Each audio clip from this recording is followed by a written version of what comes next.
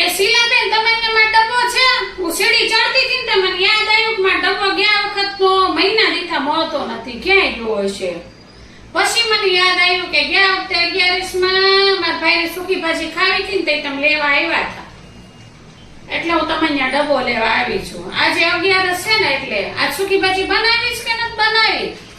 એટલે મને યાદ હતું મેં કીધું આજે વળી પાછું સૂકી ભાજી દેવાની છે તો એટલે ડબ્બો ગોતતી હતી પણ ડબ્બો કઈ મળ્યો નહીં એટલે મેં કીધું તમારે અહીંયા પાક્કું માં ડબ્બો હશે એટલે હું ડબ્બો લેવા આવી આજ તો તુલસી વિવાહ છે થઈ ગઈ તૈયારી સારું કહેવાય મારે થઈ ગઈ તૈયાર 5 વાગે તુલસી વિવાહ ઠાકોરજીના અને તુલસીના વિવાહ કરવાના છે ઠીક તો તમારે ઘેર આવવાના છો આ ચીકણીની જો ટૂંકમાં પતાવવાની વાત કરે ગરબારા બીજા ઘર જઈને ઠાકોરજી વિવાહ કરી આવે એટલો એવો પ્રસાદ લાવશે ઠીક તો પ્રસાદમાં હું લાવવાના છો તમે બપોર શીરો બનાવ્યો હોય ઈ નો લવાય આપણે ખાધેલો હોય ડ્રાય ફ્રૂટ નો ડબ્બો ભરી લેતા આવજો ને હા તો ભગવાનને ધરવાનો ખાવો તો આપણે છે મારી હળી શીરો લઈને તોડી આવશે આમ કઈ નહીં જાવતી ખબર ન પડે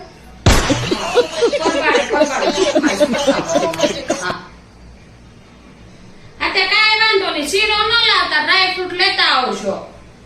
હા હું ઠંડુ બંડુ મંગાવી લે ભગવાનને ધોરશું પછી ખાવાનું તો આપણે જ છે ને તો સારું કાંઈ વાંધો 5 વાગે આવી જાજો પાછા ફૂલ ને તુલસી ને બધું લેતા આવજો